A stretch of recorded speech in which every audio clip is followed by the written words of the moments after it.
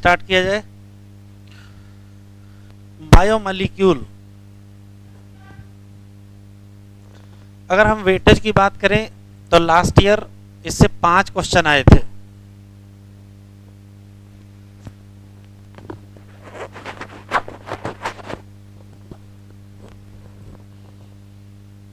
चार क्वेश्चन का तो वेटेज है ही, मतलब 4 तो आने ही चाहिए। कभी कभार 5 क्वेश्चन बहुत खास हो जाएगा तो 6 क्वेश्चन भी आ जाएंगे। इंट्रोडक्शन में जनरल कहानी लिखी हुई है, कह रहा wide variety of living organism है। जितना अंडरलाइन कहेंगे उतना अंडरलाइन करिएगा, हम तो सब कुछ करेंगे, कुछ बताते चले कि वो अंडरलाइन करिएगा। बायोस्फीयर का मतलब पूरी दुनिया में। सवाल यह है कि सभी लिविंग ऑर्गेनिज्म क्या सेम केमिकल के बने होते हैं या सेम एलिमेंट के बने होते हैं, कंपाउंड के बने होते हैं।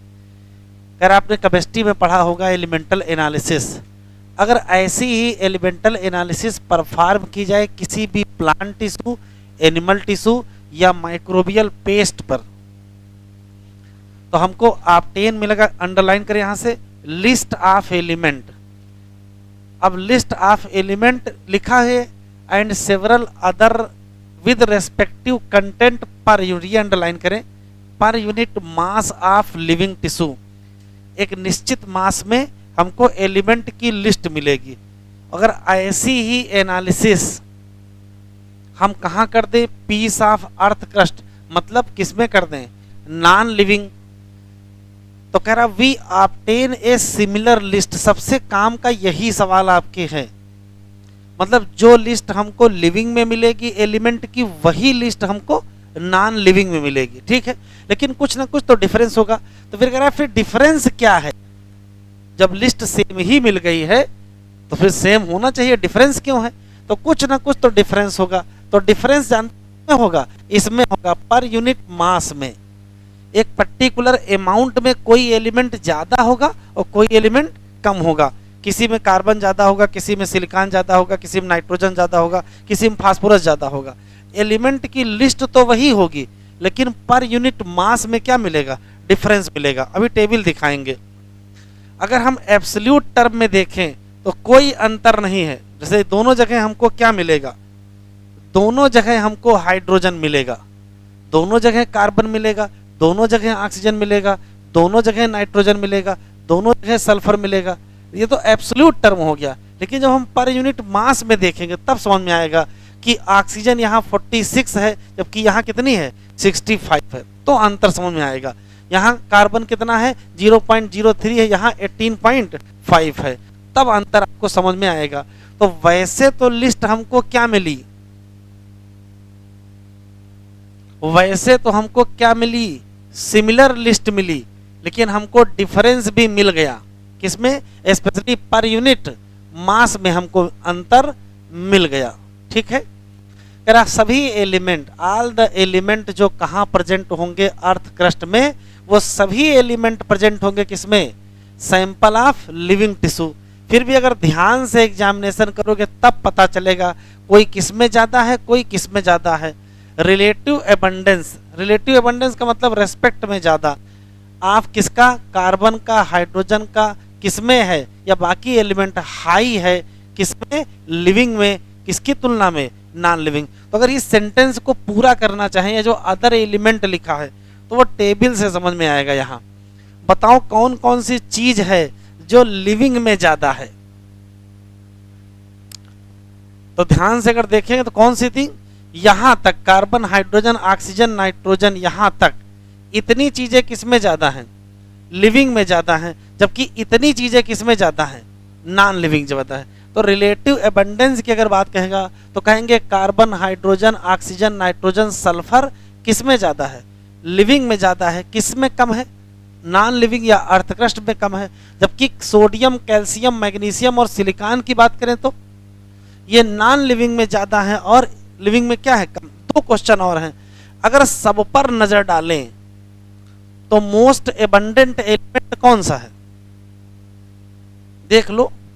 तो चाहे आप इस लिस्ट पर नजर डाल लो, चाहे इस लिस्ट पर नजर डाल लो, मोस्ट एबंडेंट कौन दिख रहा है, ऑक्सीजन ही दिख रहा है।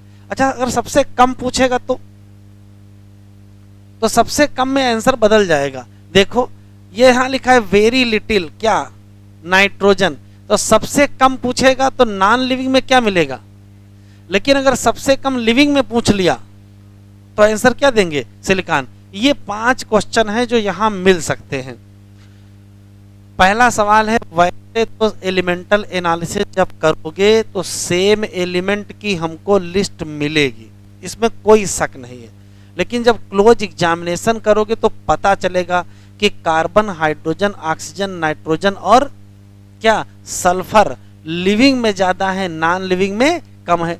और अगर और ध्यान से देखोगे तो सोडियम, कैल्शियम, मैग्नीशियम और सिलिकॉन नॉन लिविंग में ज़्यादा है और लिविंग में क्या है, कम है।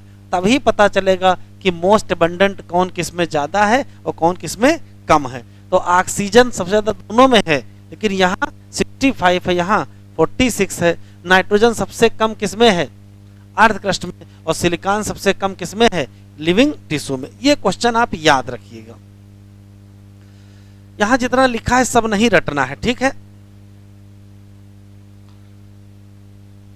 तो अगर काम की लाइन याद रखनी चाहे इंट्रोडक्शन में तो ये याद रखिएगा, यहां से relative abundance of carbon, hydrogen, ये लाइन आप याद रखिएगा। ये हो सकता है एग्जाम में आ जाए।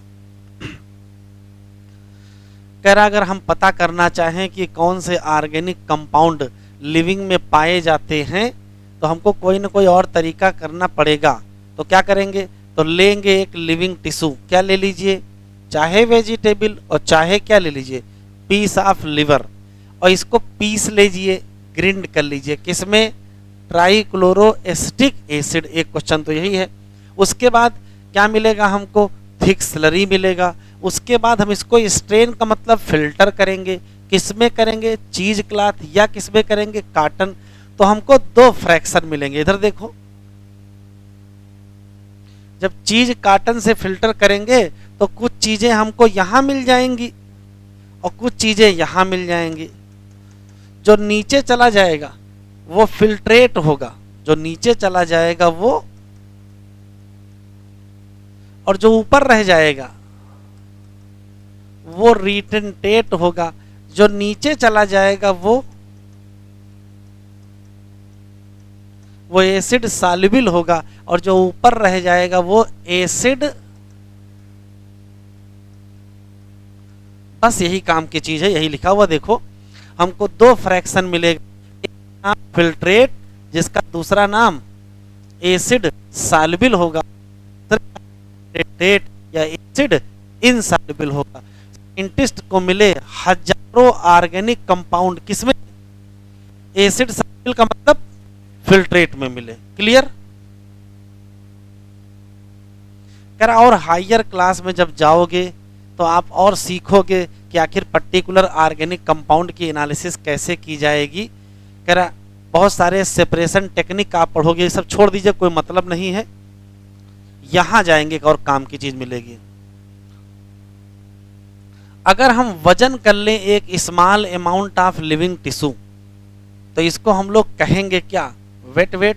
फिर इसको सुखा देंगे तो क्या उड़ जाएगा, सारा पानी निकल जाएगा। तो जो हमको मिलेगा वो क्या मिलेगा, वो हमको मिलेगा ड्राई वेट। और फिर इसको क्या कर दीजिए, फिर इसको जला दीजिए। तो जब जलता है, कुछ भी दुनिया में जलता है, तो क्या होता है, सारे कार्बन कंपाउंड ऑक्सीडाइज हो जाते हैं और क्या बना लेते हैं, CO2 और वाटर वेपर। वो तो आग से जल के उड़ जाएंगे, बचेगा क्या, आपको थोड़ी देर बाद मिलेगी राख, ऐस। और ऐस में हमको क्या मिलेंगे, इनऑर्गेनिक एलिमेंट। जैसे तो किसी भी लिविंग में यदि ऑर्गेनिक और इनऑर्गेनिक पता करना चाहते हो तो आपके पास 2 तरीके हैं। पहला तरीका है कि उसको पीस लीजिए ट्राइक्लोरोएसिटिक एसिड में, फिर छान लीजिए और उसके बाद फिल्टर कर लीजिए, एसिड सॉल्युबल और इनसॉल्युबल बना लीजिए। हाँ, तो ये बताओ अगर हमको लिविंग और नॉन लिविंग की एनालिसिस करना है तो हम क्या करेंगे। तो 2 तरीके हैं, या तो टिश्यू को ले करके उसको पीस लीजिए ट्राइक्लोरोएसिटिक एसिड में और फिल्ट्रेट और रिटेंटेट से आप पता लगा लीजिए, एक ऑप्शन है। उसमें जो नीचे जाएगा एसिड साल्बिल वाला, उसमें हमको हजारों ऑर्गेनिक कंपाउंड मिलेंगे। इसका मतलब जो ऊपर रह गया उसमें ज़्यादातर इनऑर्गेनिक कंपाउंड ही होंगे।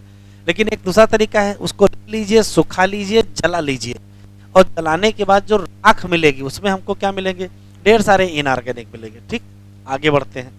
जैसे अब देखो यहाँ एक पॉइंट लिखा है, ये पॉइंट जरा टिक कर लो।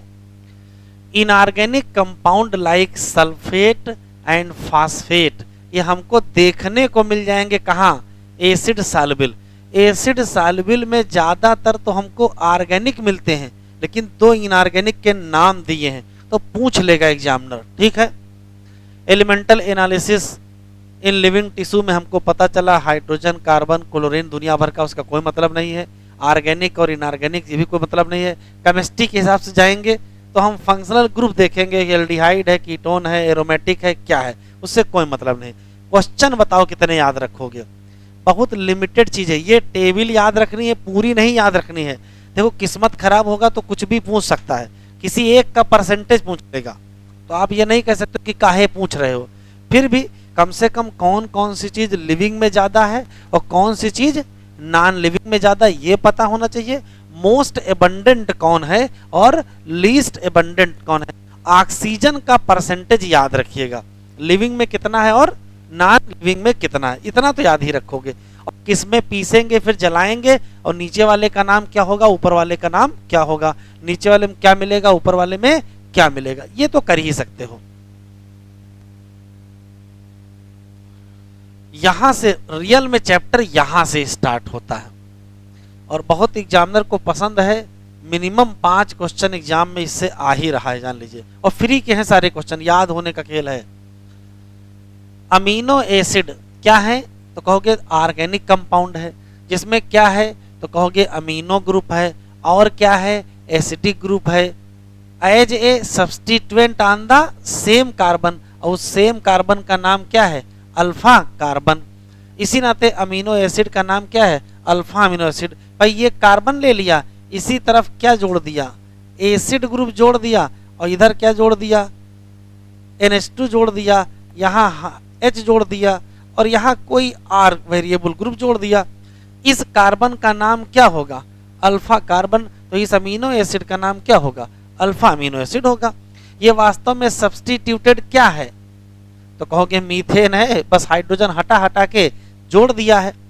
4 जो सब्सटीट्यूएंट हैं कौन कौन है, तो देखो एक हाइड्रोजन लगा हुआ है, एक कार्बोक्सिल ग्रुप लगा है, एक अमीनो ग्रुप लगा है, और एक वेरिएबल ग्रुप लगा है। इस आधार पर कि R क्या है, तो R कुछ भी हो सकता है। उसके हिसाब से अगर हम देखेंगे तो प्रोटीन में कितने टाइप के अमीनो एसिड हैं, 20 टाइप के अमीनो एसिड हैं, उसमें से R ग्रुप। अच्छा, जो अमीनो एसिड प्रोटीन में इन्वॉल्व होते हैं उनको क्या कहते हैं, उनको कहते हैं प्रोटीनेशियस अमीनो एसिड। और प्रोटीनेशियस अमीनो एसिड में से 3 नाम यहां दिए, 20 में से 20 नाम नहीं दिए हैं, 20 में से 3 दिए हैं। कौन कौन से, कि अगर R की जगह H लगा लोगे तो अमीनो एसिड का नाम क्या रखोगे, ग्लाइसिन। R की जगह CH3 लगा लोगे तो आंसर क्या दोगे, एलानाइन। और R की जगह CH2OH लगा लोगे तो आंसर क्या लेंगे, तो आंसर देंगे सेरीन। कह रहा ये 20 में से 3, तो क्वेश्चन जानते हो कैसे पूछेगा, पूछेगा प्रोटीनेशियस अमीनो एसिड के नाम बताओ। तो वैसे तो 20 नाम आपको याद होने चाहिए, नहीं 20 याद है तो कम से कम ये 3 तो याद ही रखो जो दिए हैं। ये एक लाइन बड़ी बढ़िया है, केमिकल और फिजिकल प्रॉपर्टी किसकी, अमीनो एसिड की किस पर डिपेंड करेगी, तो कहोगे अमीनो ग्रुप, कार्बोक्सिल ग्रुप, और किस पर, R ग्रुप। इस आधार पर कि अमीनो एसिड में अमीनो ग्रुप ज्यादा है कि कार्बोक्सिल ग्रुप ज्यादा है, अमीनो एसिड 3 टाइप के, एसिडिक, तो अंडरस्टूड है कौन सा ग्रुप ज्यादा होगा, COOH ज्यादा होगा, एग्जाम्पल ग्लूटामिक एसिड।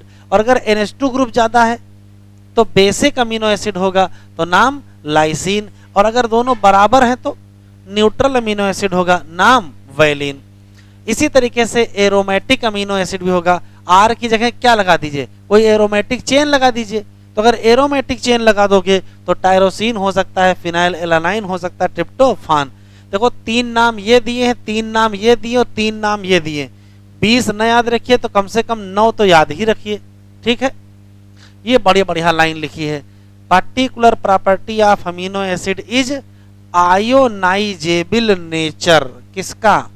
NH2 और COH। यहां देख लीजिए, जैसे मान लेते ये कार्बन है, इधर की तरफ COOH है, इधर की तरफ NH2 है, इधर की तरफ H है, इधर की तरफ R है। आप सिर्फ ये सोचो कि इसको एक सॉल्यूशन में डाल दिया गया और सॉल्यूशन में एसिड है, एसिडिक सॉल्यूशन है, तो जो एसिडिक सॉल्यूशन होगा वो बताओ क्या करेगा? वो इससे रिएक्शन करेगा ना, तो इसके ऊपर एक प्लस चार्ज आ जाएगा, नहीं हो जाएगा? तो यहाँ NH3 प्लस हो जाएगा। और अगर ये बेसिक में डाल दिया जाए तो इससे रिएक्शन हो जाएगा, यहाँ क्या हो जाएगा? माइनस हो जाएगा। तो सवाल ये है कि NH3 प्लस होगा कि COO माइनस होगा कि दोनों आयनिक फॉर्म में होंगे? ये 3 क्वेश्चन है। अगर किसी अमीनो एसिड को उठा के एसिडिक सॉल्यूशन में डाल दो तो ये प्लस में आ जाएगा, इसको उठा के बेसिक सॉल्यूशन में डाल दो तो ये माइनस में जाएगा। तो अगर इसका मतलब न्यूट्रल में है तो न्यूट्रल में दोनों आयोनाइज्ड स्टेट में रह सकते हैं। इधर से इधर की तरफ जाओ, बताओ पीएच बढ़ेगा घटेगा? है, इधर से इधर इंक्रीज करेगा पीएच। अगर इधर से इधर आओ तो बस ये याद रखिएगा। ठीक है, मतलब मान लेते हैं कि 5 पीएच पर ये मिलेगा और मान लेते हैं 8 पीएच पर ये मिलेगा। ठीक है, अगर पीएच बढ़ रहा है तो हम उधर की तरफ जाएंगे और पीएच घट रहा है तो इधर की तरफ। देखो बीच में एरो बने हैं ना, कोई सॉल्यूशन है उसका पीएच बढ़ाइए उधर की तरफ चले जाओगे और पीएच घटाइए इधर तरफ चले आओगे। तो फिर से पढ़ लेते हैं क्या खास बात है। आयोनाइजेबल नेचर है NH2 और COOH ग्रुप। इसी नाते अगर हम सॉल्यूशन लेंगे किसके? डिफरेंट पीएच के, तो स्ट्रक्चर ऑफ अमीनो एसिड क्या होगा? चेंज होगा। ये बड़ी अच्छी लाइन है और ये एसर्शन रीजन में आने वाली लाइन है। एसर्शन में इतना लिखा मिलेगा, structure of amino acid changes in different solution of pH. ये एसर्शन है। रीजन यही लिखा है ऊपर, आयोनाइजेबल नेचर ऑफ NH2 और COOH। चलिए, हाँ, जिसमें दोनों आयनिक स्टेट होंगे उसको क्या कहोगे? Zwitter ionic. चलिए, लिपिड में तो रटना है। लिपिड क्या है तो पहले से पता है, वाटर इनसॉल्युबल है। हो सकता है ये सिंपल फैटी एसिड हो, और ये किसी फैटी एसिड की बात करें तो ये कार्बोक्सिल ग्रुप होगा जो किससे जुड़ा होगा? R हो सकता है CH3 हो सकता है C2H5 हो, या कोई लंबी चेन हो सकती है। बस R के नाम पर मिनिमम कितना कार्बन? 1 कार्बन। और मैक्सिमम कितना कार्बन? इधर देखो, RCOOH है, R में मिनिमम 1 कार्बन, तो 1 कार्बन इसका जोड़ लो तो टोटल कितने होंगे? 2 हो जाएंगे। और R में मैक्सिमम कितने हो सकते हैं? 19। 1 इसका जोड़ दो तो कितने हो सकते हैं? तो किसी फैटी एसिड में न्यूनतम कितने कार्बन और अधिकतम कितने कार्बन? कम से कम 2 होंगे। फैटी एसिड में कम से कम 2 होंगे और कम, यहां ज्यादा ज्यादा 20 होंगे। और चेन में कम से कम 1 होगा और ज्यादा ज्यादा। तो ये याद रखिएगा किसमें पूछ रहा है, क्योंकि आपको रटा हुआ है ना 1 से 19। 1 से 19 किसमें है? चेन में है कि फैटी एसिड में है? चेन में है। तो फैटी एसिड में कितने होंगे भाई? 1 एक्स्ट्रा नहीं होगा, 1 होगा तो 2 होगा, 19 होगा तो 20 होगा। चलिए, जैसे ये रट लीजिए, पाल्मेटिक एसिड में कितने हैं? 16 कार्बन। किसको मिला करके? तो बताओ चेन में कितने हैं? चेन में तो 15 ही हैं।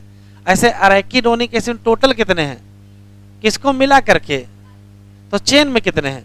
19 है। फैटी एसिड 2 टाइप के होते हैं, एक कौन सा? सैचुरेटेड। सैचुरेटेड मतलब बिना डबल बॉन्ड, और एक होता है अनसैचुरेटेड, क्या? 1 या 2 डबल बॉन्ड। ठीक है। एक और सिंपल लिपिड है जिसका नाम ग्लिसरॉल है, जो कि है क्या? Try hydroxy propane. आपको लेना है।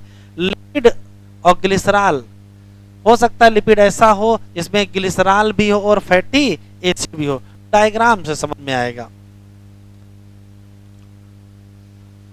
बड़ा आसान है। देखो ये है ग्लिसरॉल और ग्लिसरॉल में ये 3 OH दिखाई पड़ रहे हैं। इस एक OH को हटा करके ये फैटी एसिड लगा दिया, इस OH को हटा करके ये फैटी एसिड लगा दिया और इस OH को हटा करके ये फैटी एसिड लगा दिया। तो क्या हो गया, ग्लिसरॉल में 3 फैटी एसिड लगे हैं।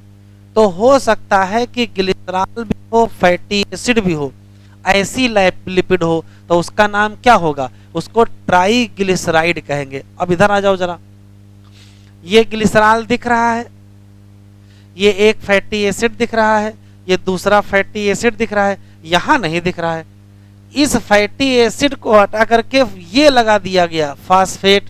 तो फिर इसका नाम क्या रखना पड़ेगा, क्या नाम रखना पड़ा, फास्फोलिपिड। बड़ा आसान है, पहले ग्लिसरॉल के तीनों OH हटाओ, एक एक फैटी एसिड लगाओ, क्या बनाओ, ट्राइग्लिसराइड बना लो। उसके बाद एक फैटी एसिड हटा दो और क्या लगा दो, फास्फेट वाला ग्रुप लगा दो, तो बन जाएगा फास्फोलिपिड, जैसे जैसे लेसिथिन। बड़ा इंपॉर्टेंट है, या तो ये डायग्राम में आ जाएगा और या तो ये डायग्राम में आ जाएगा, पहचान लीजिएगा। इसको तो दूर से पहचान लोगे, क्या है, कोलेस्ट्रॉल है।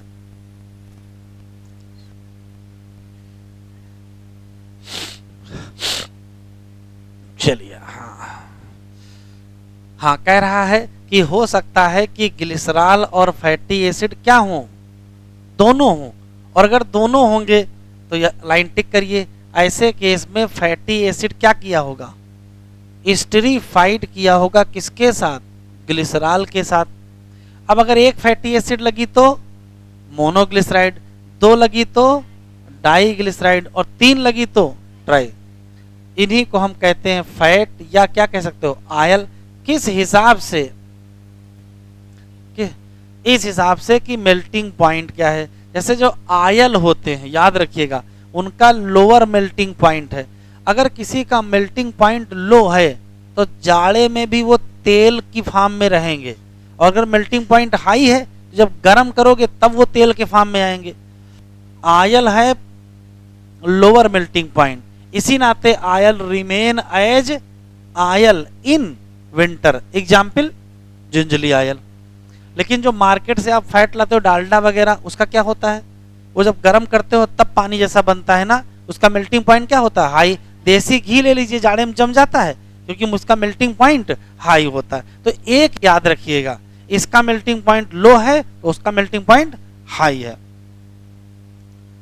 कुछ लिपिड ऐसी हैं जिसमें फास्फोरस जुड़ जाए या फास्फोराइलेटेड ऑर्गेनिक कंपाउंड जुड़ जाए तो हमको क्या कहना पड़ेगा, हमको फास्फोलिपिड कहना पड़ेगा। ये कहाँ मिलेंगी, सेल मेम्ब्रेन। लेसिथिन क्या है, एक एग्जाम्पल है किसका, फास्फोलिपिड का। हाँ, कुछ टिश्यू जैसे न्यूरल टिश्यू में लिपिड पाए जाएंगे जिसमें क्या होगा, कॉम्प्लेक्स। तो ये एक विशेष सवाल है, अलग से आप याद रखिएगा। अगर हम लिविंग ऑर्गेनिज्म की बात करें तो बहुत सारे कार्बन कंपाउंड मिलेंगे जिसमें हमको क्या मिलेगा, हेट्रोसाइक्लिक रिंग। हेट्रोसाइक्लिक रिंग का मतलब कार्बन हाइड्रोजन कार्बन नाइट्रोजन, इसकी रिंग मिल रही है। इनको कहते क्या है, नाइट्रोजनस बेस। जैसे एडेनिन है, वैसे यहाँ बहुत कम दिया है, केवल नाम मात्र का है, इससे बहुत बेहतर 12th वाली एनसीईआरटी में है।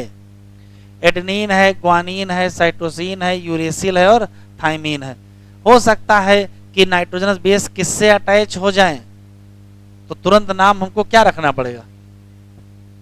और अगर हम फास्फेट जोड़ देंगे तो ईस्टर बॉन्ड बना लेगा किसके, शुगर के साथ, तो हमको क्या कहना पड़ेगा। तो ये मान लेते एक पेंटोज शुगर है, ये 5 कार्बन है, पहले कार्बन पर नाइट्रोजनस बेस लगा दिया, बन गया क्या, न्यूक्लियोसाइड। यहाँ OH है ही, ये 5वें कार्बन पर फास्फेट लगा दिया तो बन गया क्या, न्यूक्लियोटाइड। ये कौन सा बॉन्ड है, फास्फोईस्टर, डाईस्टर न कहिएगा। और ये कौन सा बॉन्ड है, ग्लाइकोसिडिक बॉन्ड। कोई खास बात नहीं। अब नाम बताओ, अगर न्यूक्लियोसाइड बने होंगे तो एडिनोसिन कहोगे, ग्वानोसिन कहोगे, थाइमिडीन कहोगे, यूरिडीन कहोगे, साइटीन कहोगे। ये सब क्या है? और अगर न्यूक्लियोटाइड बना लोगे तो adenylic acid, thymidylic acid, guanylic acid, uridylic acid और साइटिडाइलिक एसिड। न्यूक्लिक एसिड जैसे डीएनए और आरएनए में सिर्फ और सिर्फ क्या मिलेगा?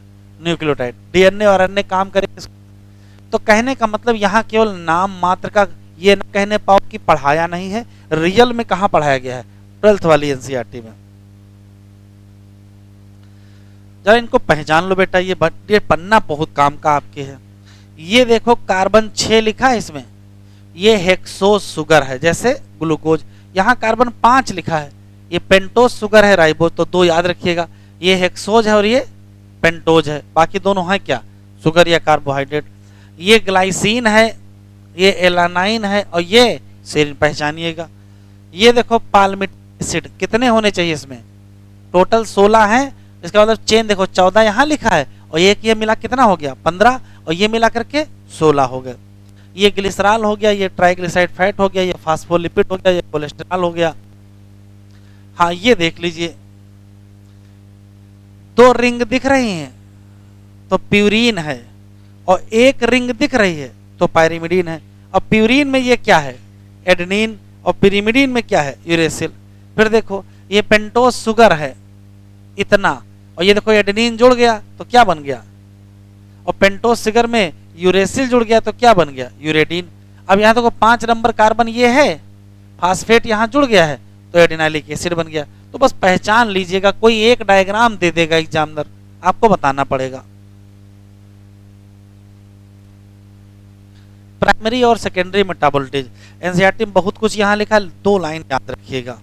ऐसा मेटाबोलिटीज क्या है? तो मेटाबोलिटीज वास्तव में बायोमॉलिक्यूल है। ऐसा कोई भी बायोमॉलिक्यूल जो लिविंग ऑर्गेनिज्म से ऑब्टेन किया जा सके वो मेटाबोलिटीज। अब मेटाबोलिटीज 2 कैटेगरी, प्राइमरी और सेकेंडरी। ऐसा कोई भी बायोमॉलिक्यूल जो किसी लिविंग ऑर्गेनिज्म की प्राइमरी प्रोसेस में इन्वॉल्व हो। प्राइमरी प्रोसेस मतलब जीवन चलाने में जरूरी हो, जो बेसिक मेटाबॉलिक में इन्वॉल्व हो, वो प्राइमरी मेटाबोलिटीज। जैसे अमीनो एसिड है, जैसे ग्लूकोज है ना, ये सब प्राइमरी मेटाबोलिटीज है। ऐसे मेटाबोलिटीज जो प्राइमरी में ना इन्वॉल्व हो लेकिन जरूरी हो वो सेकेंडरी मेटाबोलिटीज। जैसे कलर पिगमेंट, पौधे में कलर पिगमेंट से जीवन नहीं उसका रुकने वाला है, लेकिन ठीक है काम इंसेक्ट तो अट्रैक्ट ही कर रहा है।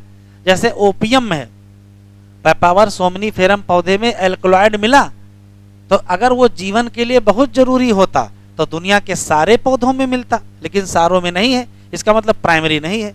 तो कुछ जनरल बातें, जैसे चाय ही क्या है? कैफीन।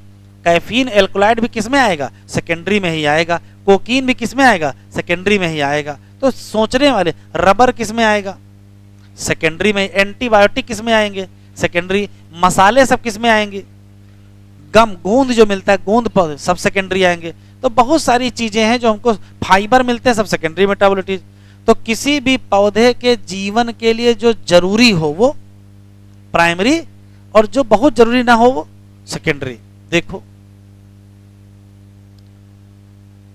कह रहा है कि आपने बहुत सारे मॉलिक्यूल्स देखे होंगे, समझे होंगे, अगर आपने उसकी लिस्ट बनाई होगी तो यहां से लिखा है अमीनो एसिड, शुगर वगैरह for the reason that are given in section 9.10। ये बड़ा अच्छा लिख दिया है।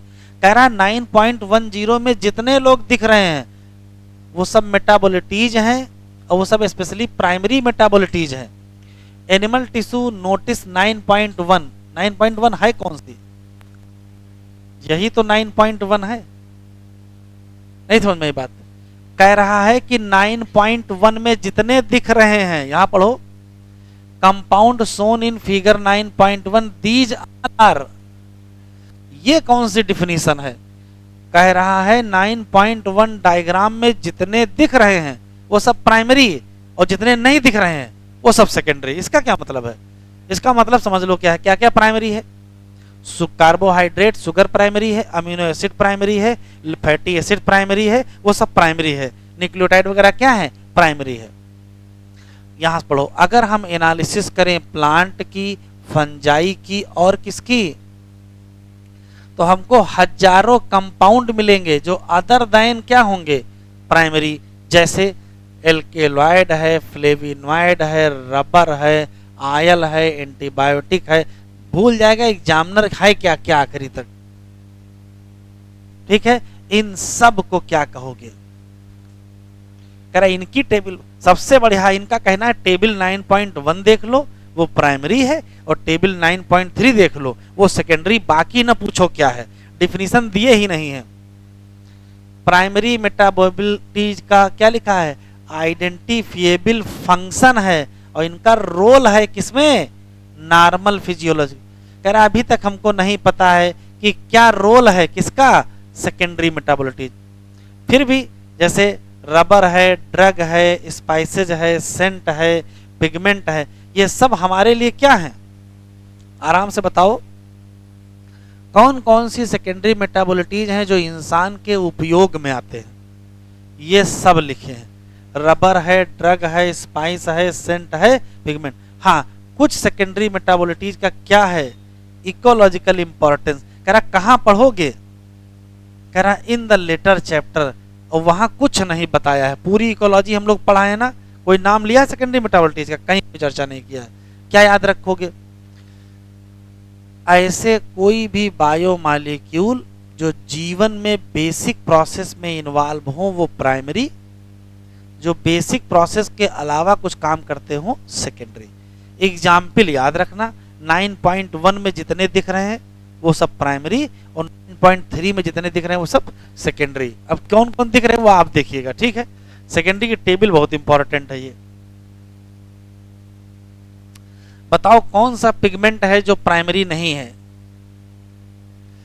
यहां क्लोरोफिल क्यों नहीं लिखा है, वो तो प्राइमरी में आ जाएगा ना। अच्छा, एल्कलॉइड मार्फिन है, codeine, terpenoid monoterpene, diterpene, essential oil lemongrass oil, ये बहुत important, toxin abrin ricin, lectin concanavalin A, drug vinblastine curcumin, और पॉलीमेरिक में रबर है, गम है, और सेलुलोज। ये कंफ्यूजन आपको पैदा कर सकता है कि ये प्राइमरी नहीं है, लेकिन ये भी क्या है, सॉरी सेकेंडरी है, ठीक है। बायोमॉलिक्यूल एक लाइन का कॉन्सेप्ट है, जो छोटे होते हैं वो माइक्रो, और जो बड़े होते हैं वो मैक्रो। एग्जाम्पल देखना है, कह रहा सभी कंपाउंड की अगर हम बात करें जो कहाँ मिले थे, एसिड सॉल्युबल में मिले थे, इनका मॉलिक्यूलर वेट की रेंज 18 से लेकर के 800 डाल्टन थी।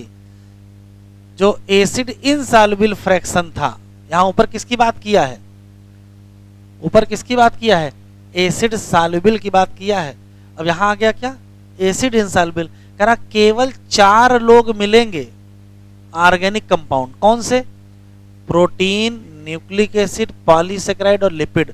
बड़ा इंपॉर्टेंट है, ये बताओ एसिड सॉल्युबल में कौन कौन मिलेंगे और एसिड इनसॉल्युबल में कौन कौन मिलेंगे। तो बड़ा आसानी से याद रखिएगा, जो यहां लिखे हैं इनके मोनोमर यहां पहुंचा दीजिएगा। जैसे यहां प्रोटीन है तो यहां न्यूक्लिक एसिड है तो यहां नाइट्रोजनस बेस वगैरह, न्यूक्लियोटाइड वगैरह, यहां पॉलीसेकेराइड, यहां बस लिपिड को छोड़ दीजिएगा।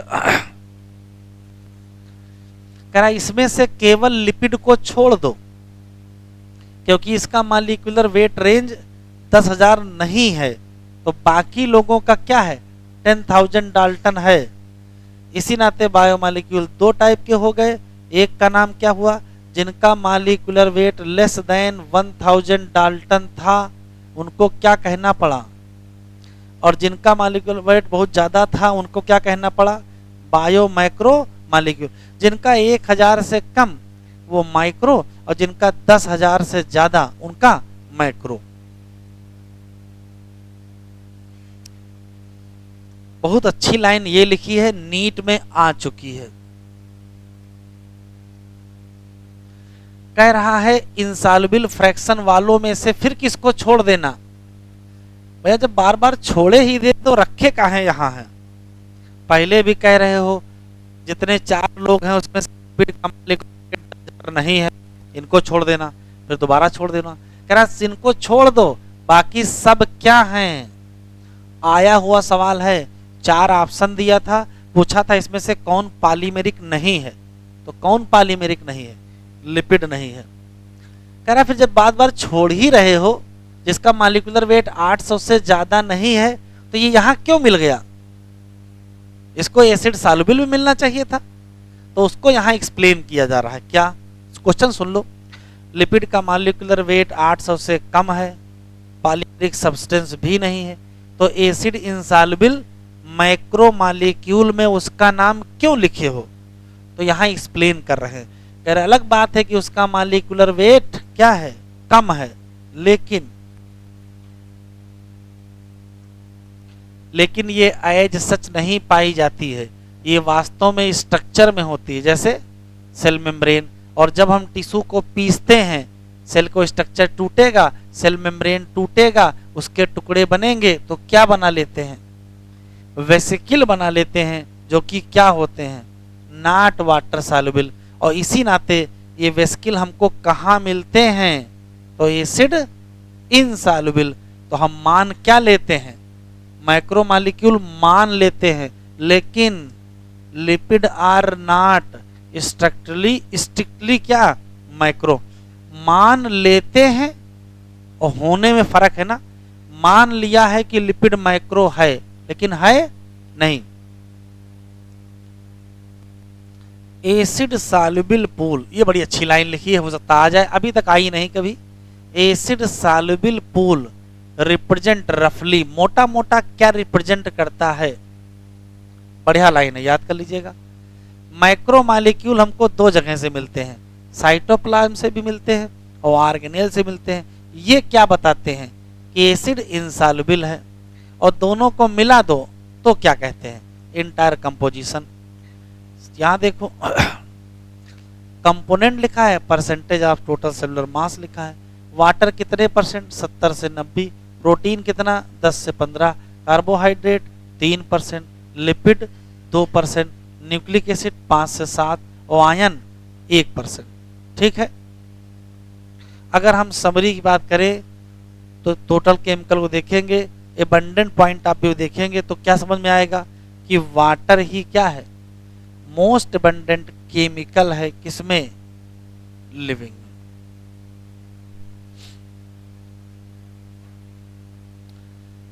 प्रोटीन क्या है? पॉलीपेप्टाइड है, मतलब ये लीनियर चेन है। किसके? Amino acid. मतलब एक अमीनो एसिड, फिर अमीनो एसिड, फिर अमीनो एसिड, फिर अमीनो एसिड, फिर ऐसे लगाते चले जाओगे, चेन बनेगी। कौन सा बांड होगा? Peptide bond. कोई खास बात नहीं। किसी भी प्रोटीन की बात करें तो ये पॉलीमर है, किसका? अमीनो एसिड का। कितने टाइप के? 20 टाइप के हैं। तो बताओ ये होमोपॉलीमर कहा जाएगा कि हेट्रोपॉलीमर? तो देखो लिखा है प्रोटीन इज ए क्या नहीं है। तो होमोपॉलीमर क्या होता है? वो ब्रैकेट में लिखा, उससे क्या मतलब है? अगर सेम चीज रिपीट हो तो होमोपॉलीमर होगा। जरा बताओ टोटल 20 में से कितने नाम लिखे हैं? एलानाइन, सिस्टीन, प्रोलीन, ट्रिप्टोफान और लाइसिन।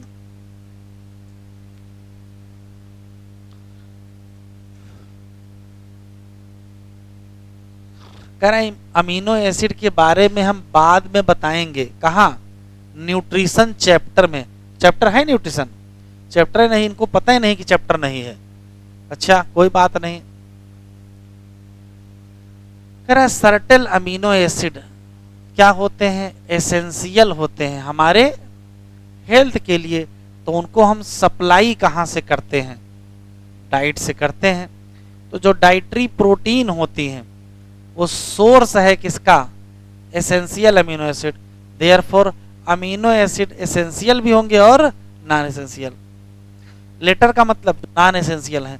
वो अमीनो एसिड जो हमारा शरीर बना लेगा उनका नाम नॉन एसेंशियल। और ऐसे एसेंशियल अमीनो एसिड हमको फिर कहाँ से मिलेंगे? तो हमको वो डाइट या फूड से मिलेंगे। प्रोटीन कौन कौन से काम करती है? तो कहोगे बहुत काम करती है। जैसे ये ट्रांसपोर्ट न्यूट्रिएंट का काम करती है, तब कैरियर प्रोटीन। ये फाइट करती इन्फेक्शन मतलब एंटीबॉडी, ये हार्मोन बनाती है, ये एंजाइम बनाती है, ये लिस्ट बहुत इंपॉर्टेंट, टिक कर लो।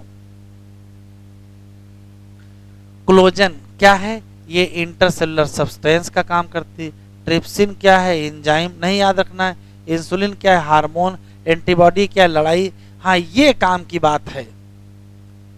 कौन कौन से रिसेप्टर हैं जो प्रोटीन के बने होते हैं? तो देख लो, स्मेल का रिसेप्टर भूल जाओ कोई बात नहीं, टेस्ट का रिसेप्टर भूल जाओ कोई बात नहीं, ये नहीं भूलना है कौन सा रिसेप्टर है जो प्रोटीन का बना है। तो आंसर देंगे हार्मोन रिसेप्टर, बड़ा इंपॉर्टेंट है। और ये तो आ ही चुका है नीट में। ये इनेबल करता है किसको? ग्लूकोज के ट्रांसपोर्ट कर जाओ कहाँ? ये है सेल और ये है ग्लूकोज। अंदर कौन लाएगा? तो यहां एक प्रोटीन मिलेगी, उसका नाम GLUT4। हाँ, कोलेजन इंपॉर्टेंट है, अलग से रटिए। ये मोस्ट एबंडेंट प्रोटीन है किसकी? एनिमल की। लेकिन अगर हम रूबिस्को की बात करें तो ये मोस्ट एबंडेंट प्रोटीन है या तो प्लांट की बताइएगा और या तो होल बायो स्फीयर की बताइएगा।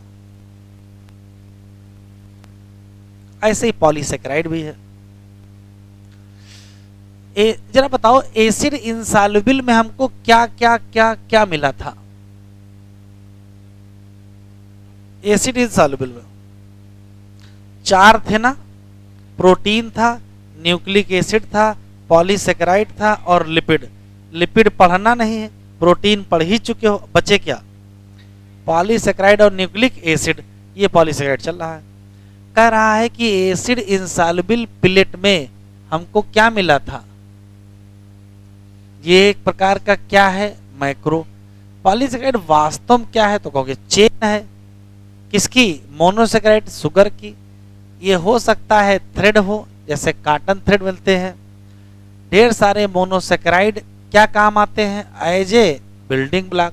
बस याद रखना, सेलुलोज क्या है? एक पॉलीमेरिक पॉलीसेकेराइड है जिसमें केवल एक ही टाइप का मोनोसेकेराइड है। कौन सा? आप सोचो, अगर एक टाइप का मोनोसेकेराइड होगा तब तो ये होमोपॉलीमर हो जाएगा। इसका मतलब सेलुलोज क्या है? होमोपॉलीमर। और उसकी यूनिट कौन है? Glucose. Cellulose is a homopolymer. कह रहा स्टार्च भी ऐसा ही है, वेरिएंट ऑफ दिस, का मतलब इसी की एक वैरायटी है।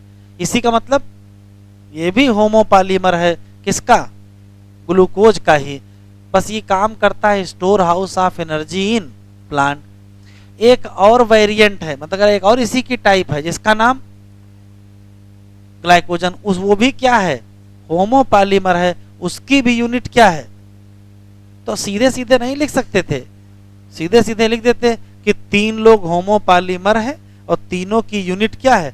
ग्लूकोज। लेकिन घुमा घुमा के लिख रहे हैं। अच्छा, इंसुलिन नहीं लिखा है, क्या लिखा है? इन्यूलिन लिखा है। ये भी पॉलीमर है। कैसा? तो कहोगे होमोपॉलीमर है, बस यूनिट बदल गई। कौन सी? फ्रक्टोज। पॉलीसेकेराइड चेन जैसे कि ग्लाइकोजन, राइट एंड को कहते क्या है? तो बड़ा आसान है, आर से राइट, आर से रिड्यूसिंग। तो अपने आप लेफ्ट एंड क्या हो जाएंगे? हो सकता कोई पॉलीसेकेराइड चेन में ब्रांचेज भी हो, जैसे ग्लाइकोजन में ब्रांचेज हैं। कह रहा कार्टून में देख लो, ये यहां से यहां तक। एग्जामिनर इस पैराग्राफ को हमेशा जानते हो नीचे से पढ़ता है, इसी नाते यही 3 लाइनें पूछता है। आप देखो ऊपर कुछ नहीं पूछा गया है, ज्यादातर यही पूछा गया है। ये 3 लाइनें रटेंगे जरूर। देखो क्या है। पहला सवाल है कि स्टार्च क्या बनाता है?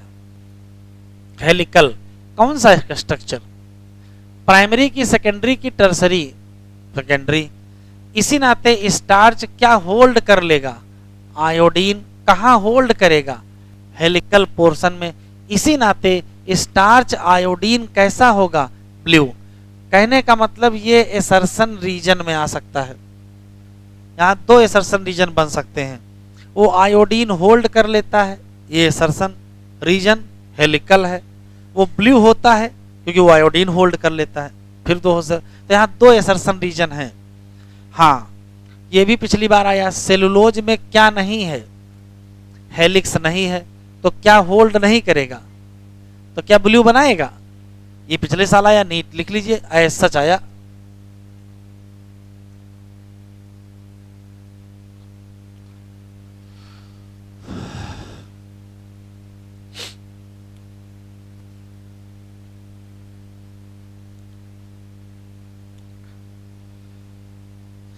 कह रहा प्लांट सेल की अगर हम बात करें तो ये बना होता है किसका, सेलुलोज, प्लांट सेल वाल। और जो पेपर मार्केट में बिक रहा है वो भी किससे बनता है, प्लांट पल्प। प्लांट पल्प का मतलब सेलुलोज का ही बना होगा। और जो काटन का फाइबर मिलता है वो भी कैसा होता है, सेलुलोज। तो कौन कौन सी चीज सेलुलोज की है, cell wall cellulose, paper cellulose, cotton cellulose. कह रहा हो सकता है कि हमको मिल जाए कॉम्प्लेक्स पॉलीसेकेराइड। यहाँ बिल्डिंग ब्लॉक जो होंगे वो शुगर ना होकर के क्या होंगे, या फिर केमिकली मॉडिफाइड शुगर, जैसे ग्लूकोसामाइन, मतलब ग्लूकोज में माइन जोड़ दिया गया, या एन एस्टाइल गैलेक्टोसामाइन, गैलेक्टोज में माइन जोड़ दिया गया। Exoskeleton of arthropod for example है क्या, कॉम्प्लेक्स पॉलीसेकेराइड, जिसका नाम क्या है, काइटिन। ये इंपॉर्टेंट। ये कॉम्प्लेक्स पॉलीसेकेराइड मोस्टली होते कैसे हैं, तो कहोगे होमोपॉलीमर।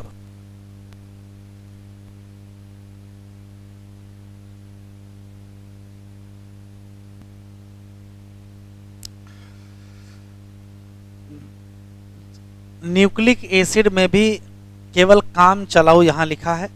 न्यूक्लिक एसिड डिटेल में 12th वाली एनसीईआरटी में ही दिया है, फिर भी दिया है, देख लेते हैं क्या कह रहा। वो माइक्रोमॉलिक्यूल जो हमको मिल रहे थे कहाँ, उसमें हमको क्या मिल गया था, न्यूक्लिक एसिड, जो कि है क्या, पॉलीन्यूक्लियोटाइड। चाहे पॉलीसेकेराइड था, पॉलीपेप्टाइड था, तो ये भी मिल गया। और ये भी किसका पार्ट है, माइक्रोमॉलिक्यूल का है। अगर हम न्यूक्लिक एसिड की बात करें तो यहाँ जो बिल्डिंग ब्लॉक होगी यूनिट, उसका नाम। और किसी न्यूक्लियोटाइड में 3 चीजें होंगी, क्या क्या, एक हेट्रोसाइक्लिक कंपाउंड नाइट्रोजनस बेस, एक मोनोसेकेराइड शुगर राइबोज डीऑक्सीराइबोज, और तीसरा क्या, फास्फोरिक एसिड। कह रहा हेट्रोसाइक्लिक कंपाउंड कौन सा होगा, फिर वही कहानी रिपीट का कोई मतलब नहीं है। एडेनिन होगा, ग्वानिन होगा, यूरेसिल होगा, साइटोसिन, थाइमिन। और एडेनिन और ग्वानिन क्या है, प्यूरीन है, जबकि बाकी लोग क्या है, पिरीमिडीन है। स्केलेटल हेट्रोसाइक्लिक रिंग का नाम प्यूरीन और पिरीमिडीन कहते हैं। शुगर फाउंड इन पॉलीन्यूक्लियोटाइड या तो कैसी होगी, राइबोज, और या तो कैसी होगी, डीऑक्सीराइबोज। राइबोज होगा तो आरएनए और डीऑक्सीराइबोज होगा तो डीएनए। न्यूक्लिक एसिड में अगर डीऑक्सीराइबोज होगा तो डीएनए, और राइबोज होगा तो आरएनए। यहाँ कुछ नहीं बताया है, सब डिटेल में 12th में ही है। ये हेडिंग इंपॉर्टेंट है, स्ट्रक्चर ऑफ प्रोटीन। एग्जाम में सवाल आ रहे हैं स्ट्रक्चर ऑफ प्रोटीन से। जैसे पहला सवाल है कि कितने स्ट्रक्चर हैं, तो या तो primary structure, secondary structure, tertiary structure और क्वार्टरनरी स्ट्रक्चर।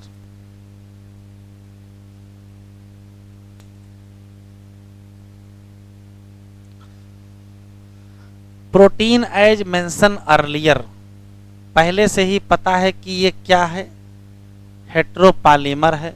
इसमें चेन है किसकी, अमीनो एसिड। लिखा है डिफरेंट थिंग्स इन डिफरेंट, क्या स्ट्रक्चर की बात है। इनऑर्गेनिक वाले से पूछोगे तो कुछ और मतलब है, और ऑर्गेनिक वाले से पूछोगे तो कुछ और मतलब है, और बायोलॉजी वाले से पूछोगे तो कुछ और मतलब है। उस मतलब छोड़ दीजिए, यहां से शुरू करिए। देखो अगर आप फिजिक्स वाले से पूछोगे स्ट्रक्चर का अलग मतलब बताएगा, और बायोलॉजी वाले से पूछोगे तो अलग मतलब बताएगा। इससे क्या मतलब, छोड़ो, इतना बेकार किसी काम का नहीं है। यहां से शुरू होता है। कह रहा सीक्वेंस ऑफ अमीनो एसिड, मतलब पोजिशनल इंफॉर्मेशन, मतलब कौन सा अमीनो एसिड पहली पोजीशन पर है, कौन दूसरी पोजीशन पर है, कौन आखिरी पोजीशन पर है, which is the first amino acid, which is the second and so on। अगर ये बता सको तो हम उसको कहेंगे क्या, प्राइमरी स्ट्रक्चर। सीधी सी बात, कहने का मतलब है कि ये अमीनो एसिड, फिर ये अमीनो एसिड, फिर ये अमीनो एसिड, फिर ये, कहने का मतलब है कि ये ऐसी सीधी चेन है। अगर ये टेढ़ी मेढ़ी हो गई फोल्ड तो सेकेंडरी या टर्सरी बन जाएगा। देखो एक प्रोटीन को इमेजिन करते हैं एज ए लाइन, तो जो लेफ्ट एंड है वो represented as first amino acid, बड़ा इंपॉर्टेंट है, और right end represented by last amino acid. कैसे? और एक चीज जरा देख लो, ये अमीनो एसिड है, ये अमीनो एसिड है, ये अमीनो एसिड है, ये अमीनो एसिड है, ये अमीनो एसिड, ऐसे जुड़ा हुआ है। चाहे जितनी लंबी चेन जोड़ लीजिए, एक किनारे पर इधर की तरफ NH2 फ्री होगा और एक किनारे पर ये है पहला अमीनो एसिड और ये है लास्ट अमीनो एसिड। तो जो पहला अमीनो एसिड है वहां क्या फ्री है, इसी नाते इसको N टर्मिनल कहते हैं, और यहां क्या फ्री है, COOH, तो इसको C terminal. First amino acid को क्या कहते हो, N टर्मिनल, और लास्ट अमीनो एसिड क्या कहते हो, C टर्मिनल। क्यों? यहां NH2 फ्री, वहां COH फ्री। प्रोटीन हमेशा नहीं रह पाएगा किस फॉर्म में, रॉड के फॉर्म में, तो इसका मतलब जल्दी ही क्या हो जाएगा, फोल्ड। अब फोल्ड कई टाइप के होंगे, हो सकता है ये हेलिक्स के फॉर्म में फोल्ड हो जाए। कह रहा केवल कुछ ही हिस्सा क्या बनाएगा, कुछ ही हिस्सा क्या बनाएगा, हेलिक्स। लेकिन कौन सा हेलिक्स, ये बड़ा इंपॉर्टेंट है, राइट हैंडेड हेलिक्स बनाएगा। तो बाकी हिस्सा क्या बनाएगा, तो बाकी हिस्सा हो सकता है प्लेट के फॉर्म में बना ले, भाई हो सकता है कुछ हिस्सा क्या बना ले, हेलिक्स, तो बाकी हिस्सा क्या बना लेगा, बीटा प्लेट बना लेगा। तो इस स्ट्रक्चर का नाम क्या कहोगे, सेकेंडरी कहोगे।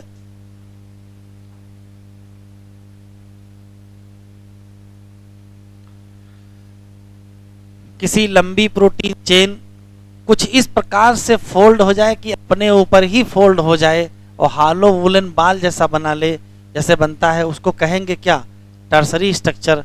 और यहाँ कौन सा मिलेगा, 3 डायमेंशनल। ये लाइन टिक कर लो। क्वेश्चन पूछेगा नेसेसरी फॉर बायोलॉजिकल एक्टिविटी, तो आंसर क्या दोगे, टर्सरी स्ट्रक्चर। कुछ प्रोटीन ऐसी होती है जहां असेंबली होता है मोर देन 1 पॉलीपेप्टाइड। किस मामले में जुड़ेंगे उससे कोई मतलब नहीं है, हो सकता है वो लीनियर स्ट्रिंज हो सकता है कि वो क्यूब के फॉर्म में हो। लेकिन अगर एक प्रोटीन, दूसरी प्रोटीन, तीसरी प्रोटीन, चौथी प्रोटीन या पांचवी, अगर प्रोटीन ढेर सारी मिल करके कॉम्प्लेक्स प्रोटीन बनाएंगे तो उसका नाम हमको रखना पड़ेगा। जरूरी नहीं है कि 4 ही आपस में जुड़े, 5 भी जुड़ सकती हैं। एक एडल्ट ह्यूमन हीमोग्लोबिन में कितनी चेन है, 4 सब यूनिट हैं, जिसमें 2 एक जैसी हैं, 2 सब यूनिट अल्फा है और 2 सब यूनिट बीटा है। अभी तक जितना पढ़े हैं उससे मिनिमम एग्जाम में 2 सवाल आएंगे। 2 सवाल एंजाइम के पहले और 2 सवाल एंजाइम और एंजाइम से आते हैं, ठीक है। यहां से लेके जितना लिखा उससे 2 क्वेश्चन आएंगे। कह रहा वैसे तो सभी एंजाइम क्या होते हैं, प्रोटीन, लेकिन कुछ न्यूक्लिक एसिड हैं तो बिहेव करते हैं कैसे, एंजाइम। तो ऐसे को कहते क्या हैं, राइबोजाइम। एंजाइम हो सकता है कि कोई भी प्रोटीन हो, चाहे प्राइमरी हो, सेकेंडरी हो, टर्सरी हो। लेकिन अगर हम देखेंगे क्या, टर्सरी स्ट्रक्चर जो अपने ऊपर फोल्ड हो गई होगी ना, क्रिस क्रॉस, तो क्या मिल जाएंगी, क्रीवाइसेज। तो ऐसी एक क्रीवाइसेज को कहोगे क्या, एक्टिव साइट। ये टिक कर लो, ये काम की चीज है। एक्टिव साइट वो जगह है जहां क्या फिट होता है, सबस्ट्रेट। ऐसा कोई भी एंजाइम जिसमें एक्टिव साइट होगा वो कैटालाइज करेगा रिएक्शन को, क्या, हाई रेट। यही दो लाइन है जो काम के हैं। एंजाइम भी रिएक्शन को तेज कराता है, इनऑर्गेनिक कैटालिस्ट भी रिएक्शन को तेज कराता है, तो कुछ अंतर भी तो होता होगा। तो अंतर देखो यहां लिखा है,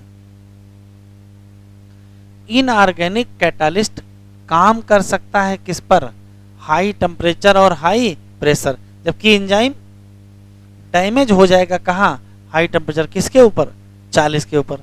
अगर एंजाइम आइसोलेट करो उन ऑर्गेनिज्म से जो नॉर्मली कहाँ रहते हो, हाई टेम्परेचर, जैसे हॉट वेंट्स, जैसे सल्फर स्प्रिंग, तो ये एंजाइम स्टेबल होंगे, रिमेन एक्टिव होंगे कहाँ, हाई टेम्परेचर।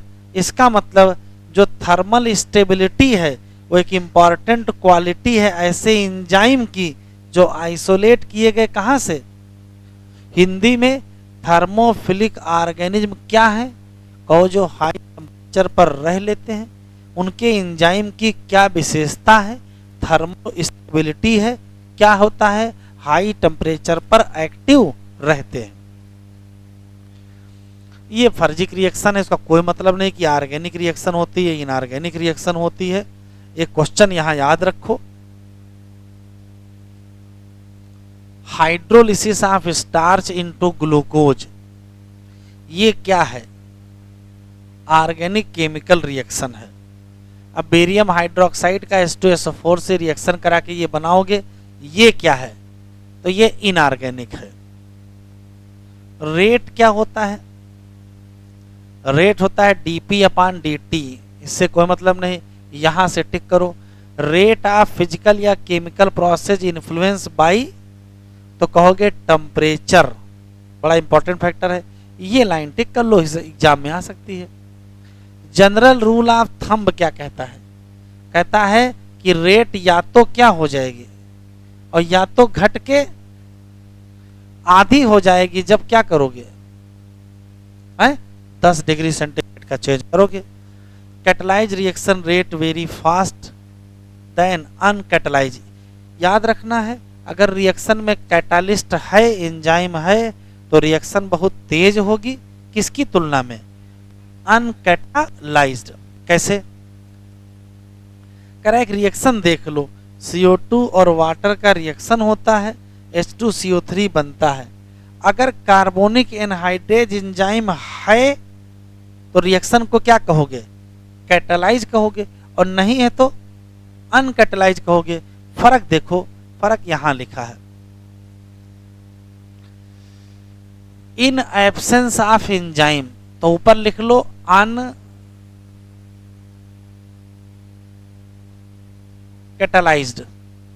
तो अगर अनकैटालाइज्ड है तो कितने मॉलिक्यूल, 200 मॉलिक्यूल बनाओगे कितनी देर में, 1 घंटे में।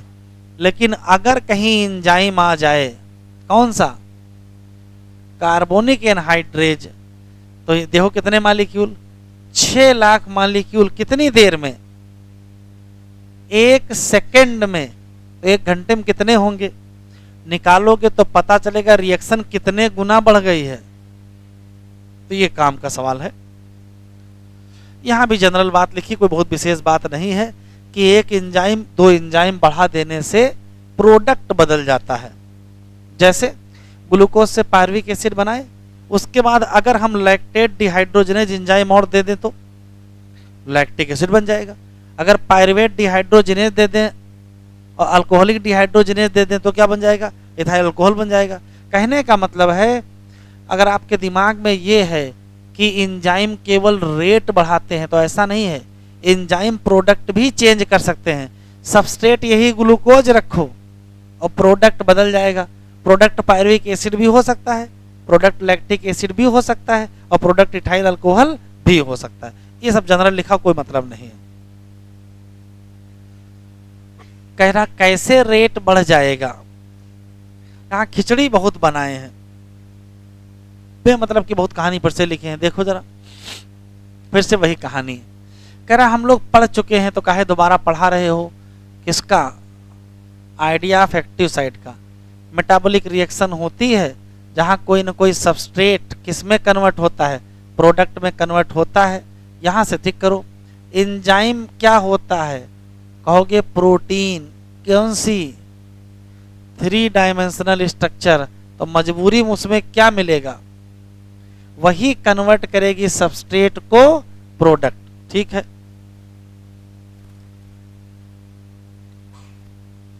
कह रहा है कि सबस्ट्रेट को बाइंड करना पड़ता है किससे, एंजाइम से।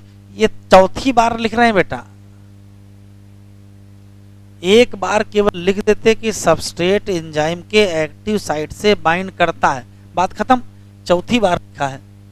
और एक्टिव साइट क्या है, क्लेफ्ट या पॉकेट है।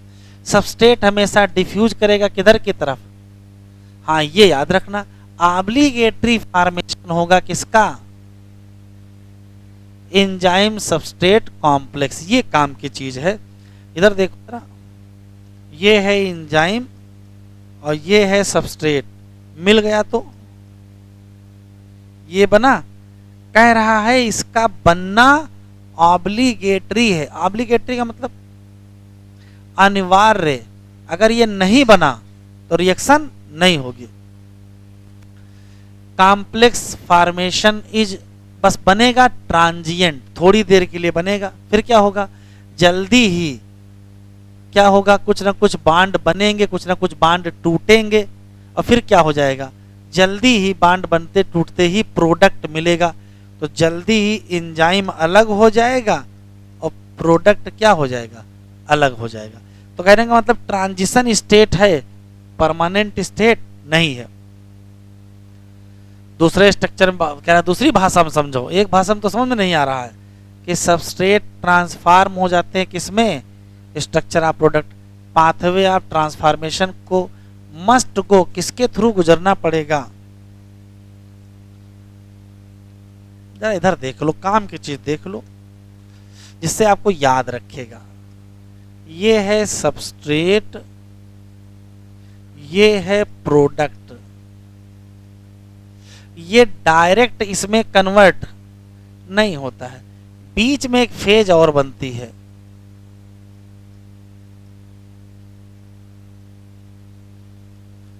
तो पहले क्या बनेगा, ट्रांजिशन स्टेट, उससे क्या बनेगा, प्रोडक्ट।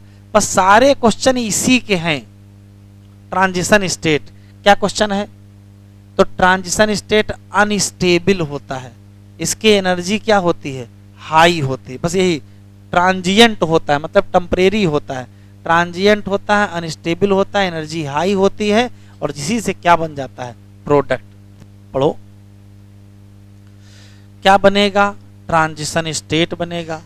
हो सकता है ढेर सारी ट्रांजिशन स्टेट मिल जाए between stable substrate and stable product. Implicit in this, जितने भी ऑल अदर इंटरमीडिएट बनेंगे, इंटरमीडिएट स्ट्रक्चर स्टेट्स दैट क्या, अनस्टेबल। और स्टेबिलिटी का किससे रिलेशन है, एनर्जी। अगर ग्राफ देख लो, हमने देख लिया है। इधर देखो जरा बेटा, ये सबस्ट्रेट है, ये प्रोडक्ट है। सबस्ट्रेट गया किसमें और फिर गया किसमें, ये बताओ। प्रोडक्ट के पास एनर्जी कम है, इसका मतलब क्या है, इसका मतलब है एनर्जी निकल गई है, यही तो मतलब है। फिर से देखो, सबस्ट्रेट की एनर्जी का लेवल ये है, प्रोडक्ट की एनर्जी का लेवल ये है, इसका मतलब प्रोडक्ट के पास कम है। इसका क्या मतलब है, इसका मतलब एनर्जी निकली है, और अगर रिएक्शन में एनर्जी निकली तो एक्सोथर्मिक है। ये रिएक्शन क्या है, एक्सोथर्मिक है। दूसरी बनाए दे रहे हैं बगल में ही, इसी के अंदर बना देते, देखो इधर, ये सबस्ट्रेट है, ये ट्रांजिशन स्टेट है, और ये प्रोडक्ट है। तो सबस्ट्रेट की एनर्जी यहां है और प्रोडक्ट की एनर्जी यहां आ रही है, तो प्रोडक्ट के पास तो ज्यादा है, इसका मतलब ज्यादा निकली नहीं है, इसका एनर्जी लगी है, और लगी है तो ये एंडोथर्मिक और ये एक्सोथर्मिक। अच्छा, एक और क्वेश्चन देख लो, ये सबस्ट्रेट है, ये ट्रांजिशन स्टेट है, तो यहां से यहां तक जाने में बहुत ज्यादा एनर्जी देनी नहीं पड़ेगी। जो एनर्जी देनी पड़ेगी वही एक्टिवेशन एनर्जी है। सबस्ट्रेट और ट्रांजिशन स्टेट के बीच जो अंतर होता है उसी को कहते क्या है, एक्टिवेशन एनर्जी। पहले एक्टिवेशन एनर्जी क्या थी, ज्यादा ज्यादा दिख रही है, जब एंजाइम किए तो एक्टिवेशन एनर्जी कम हो गई। दो क्वेश्चन, ये एक्टिवेशन एनर्जी विदाउट एंजाइम है, आगे लिख दीजिए हाई, और ये एक्टिवेशन एनर्जी विद एंजाइम है, आगे लिख दीजिए लो। किसमें एक्टिवेशन एनर्जी हाई, किस 10 मिनट और लगेगा, काम चल जाएगा, ठीक है। किसमें एक्टिवेशन एनर्जी हाई और किसमें activation energy low, without high और विद लो। बस आगे पढ़ लेते हैं, कोई खास बात नहीं है।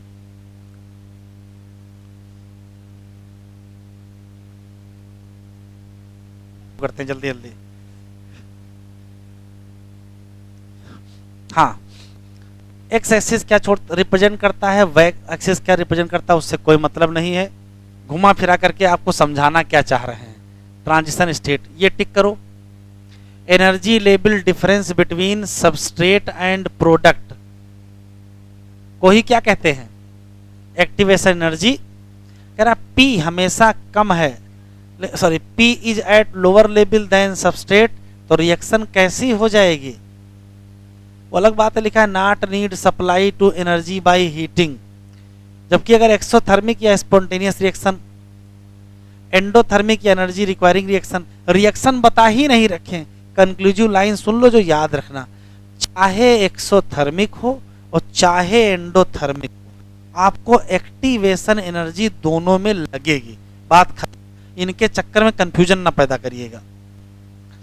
Difference in average energy content from substrate two is called activation energy. और एंजाइम रिएक्शन को बढ़ा देते हैं क्योंकि घटा देते हैं क्या, एनर्जी बैरियर, और आसानी से क्या हो जाता है, सबस्ट्रेट से प्रोडक्ट। अभी पिछले साल ये हेडिंग से क्वेश्चन आ गया, कितने स्टेप में काम करोगे, तो स्टेप याद रखने हैं।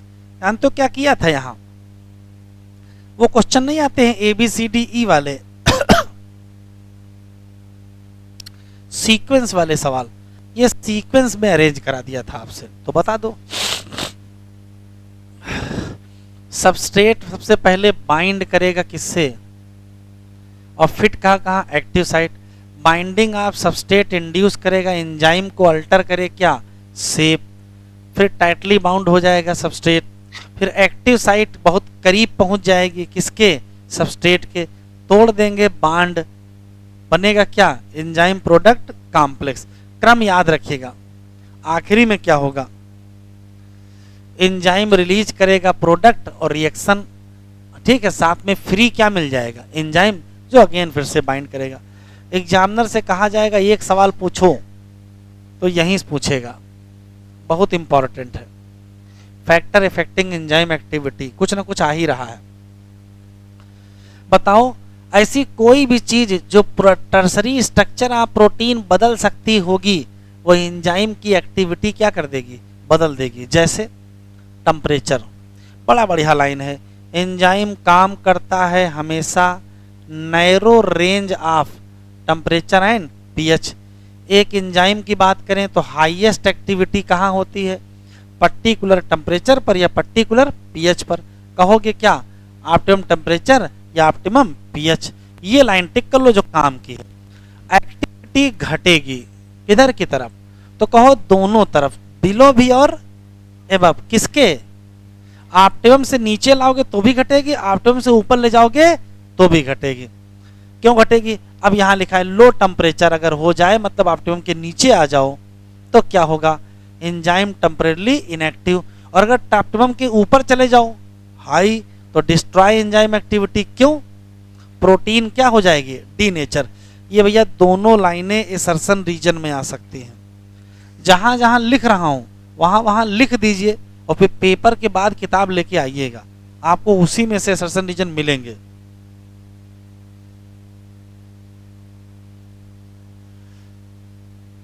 बड़ी संभावना है, क्योंकि देखिए जहां जहां एसर्शन रीजन बन सकता है वहीं से तो बनेगा, ऐसे थोड़ा कहीं से बन जाएगा। With the increase in substrate concentration velocity of enzyme reaction क्या करेगी, राइज। पहले बाद में कह रहा है पहुंच जाएगी कहां, मैक्सिमम, और उसके बाद नहीं बढ़ेगी। क्यों, तो जब क्यों लिखा है तो एसर्शन रीजन नहीं मिलेगा।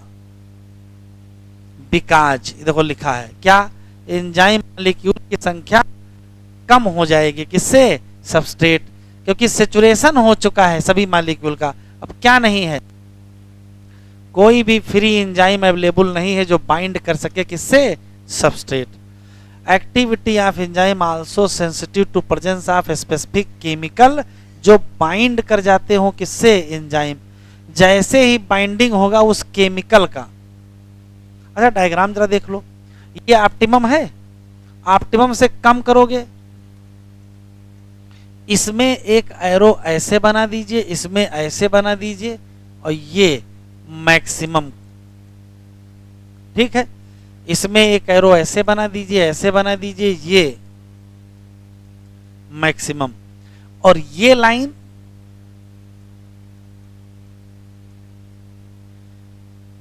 ये पॉइंट क्या है,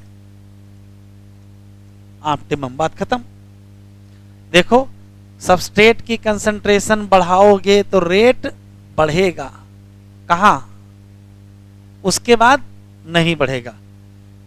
जिस सबस्ट्रेट पर मैक्सिमम का आधा हो उसको क्या कहते हैं, जिस सबस्ट्रेट पर मैक्सिमम का आधा हो उसे केएम वैल्यू कहते हैं, माइकल कांस्टेंट। हाँ, अगर कोई भी केमिकल बाइंड कर जाए किससे, एंजाइम से, और बाइंड करके क्या कर दे, शट ऑफ कर दे, तो हम कहेंगे क्या, इनहिबिशन, और केमिकल को। और अगर इनहिबिटर, बड़ा इंपॉर्टेंट, बहुत इंपॉर्टेंट पैराग्राफ, अगर इनहिबिटर क्लोजली रिजेंबल हो किससे, सबस्ट्रेट से, तो और इनहिबिट कर दे एक्टिविटी ऑफ एंजाइम, तो इसको कहोगे क्या, कॉम्पिटिटिव इनहिबिटर। चूंकि इसकी क्लोज स्ट्रक्चरल सिमिलरिटी है किससे, सबस्ट्रेट से, तो इनहिबिटर लड़ाई करेगा सबस्ट्रेट से, काहे के लिए, for substrate binding site. Result क्या होगा, ये केमिकल जुड़ जाएगा, सबस्ट्रेट बेचारा नहीं जुड़ पाएगा, एज ए रिजल्ट एंजाइम का एक्शन घटेगा। एग्जाम्पल न भूलिएगा, बहुत बार आया है। इनहिबिशन ऑफ क्या, सक्सिनिक डिहाइड्रोजिनेज बाय माइलोनेट। क्यों, malonate closely resemble with substrate succinate. Such competitive inhibitor often use in control bacterial pathogen. बहुत बार पूछा गया है, वेरी वेरी इंपॉर्टेंट। क्लासिफिकेशन बताओ, कुल कितने क्लास हैं, 6, और सब में कितने सब क्लास हैं, 4 से 13। चलिए, और इनके नाम में क्या लिखते हैं, 4 डिजिट नंबर। पहला क्लास ऑक्सीडो रिडक्टेज, सीधी सीधी कहां से, रिड्यूस कर दो, ऑक्सीडाइज कर दो। जो ये रिड्यूस हो रहा है ये क्या हो जाएगा, ऑक्सीडाइज, जो ऑक्सीडाइज है वो रिड्यूस, तो ऑक्सीडेशन क्या कहता जाएगा, ऑक्सीडोसो रिडक्शन। कुछ खास बात नहीं है। ये देखो ट्रांसफरेज क्या है, ट्रांसफर कर दो ग्रुप अदर देन, यहां से ग्रुप हटाया यहां जोड़ दिया। हाइड्रोलेज क्या है, तो हाइड्रोलिसिस कर दो, कौन सा बांड तोड़ोगे, सारे bond, ester, ether, peptide, glycosidic, दुनिया भर के तो तोड़ डाले हैं। और लाइएज, ये इंपॉर्टेंट है, इसकी डिफिनीशन याद रखिएगा, पिछले साल आया भी। Enzyme catalyse removal of group from substrate by mechanism other than, यहां क्या लिखा है बेटा, यही आया हुआ, अदर लाइन हाइड्रोलिसिस, तो क्या मिलेगा, डबल बॉन्ड। ये डबल बॉन्ड मिलना इसकी पहचान है। आइसोमरेज तो अंडरस्टूड है ना, आइसोमर कन्वर्ट करेंगे, और लाइगेज जोड़ेंगे, कौन कौन सा जोड़ेंगे, carbon oxygen, carbon sulphur, carbon nitrogen, phosphorus. आखिरी हेडिंग, ये भी हेडिंग इंपॉर्टेंट है, ज्यादा लिखा नहीं, गिनती पॉइंट है यहां। एंजाइम कंपोज्ड ऑफ एक या एक से ज्यादा पॉलीपेप्टाइड चेन। कभी कभार क्या होता है, क्या लगा होता है, नॉन प्रोटीन कंस्टिट्यूएंट। कहते क्या हैं, कोफैक्टर, जो एंजाइम को क्या करता है, कैटालिटिकली एक्टिव। ऐसे केस में जिसमें कोफैक्टर लगा हो, उस केस में प्रोटीन वाले पोर्शन को क्या कहते हो, प्रोटीन वाले पोर्शन को क्या कहते हो, तो आंसर देंगे apo enzyme. The 3 kind of cofactor identified, कौन सा, प्रोस्थेटिक ग्रुप, कोएंजाइम और मेटल आयन।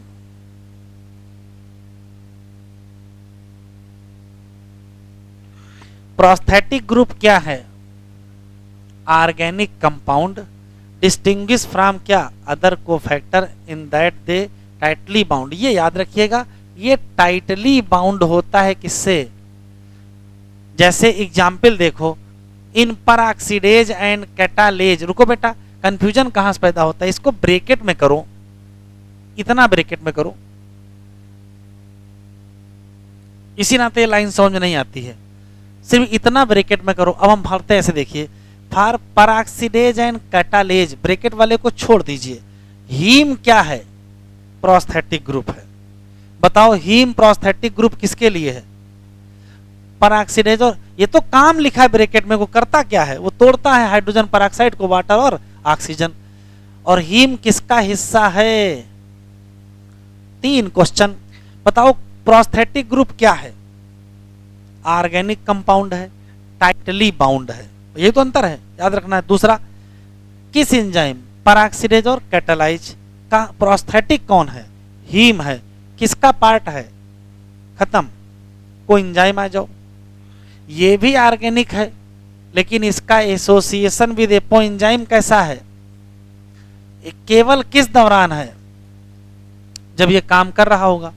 जैसे कह रहा बहुत सारे कोएंजाइम हैं जो कोफैक्टर का काम करते हैं, ये बताओ essential component of coenzyme are, तो आंसर देंगे विटामिन। जैसे एक कोएंजाइम है, इसका नाम NAD है और एक का नाम NADP है, दोनों के लिए क्या चाहिए, ये तो बताया ही नहीं है। ये दोनों कोएंजाइम किस एंजाइम के कोएंजाइम है, NAD प्लस, याद आया कहाँ लगता है, और NADP कहाँ लगता है। पता करो कौन कौन से एंजाइम है जिसमें NAD कोफैक्टर का काम करता है। भाई NAD तो कोफैक्टर ही तो है, नहीं कहा है, तो यहां तो सिर्फ ये बता दिया है कि NAD और NADP के बनने में विटामिन लगती है, विटामिन ये लगती है, बात अलग है, इसका कोई मतलब ही नहीं है।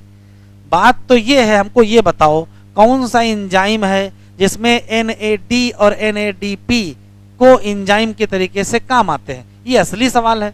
तो पायरुवेट डिहाइड्रोजनेज।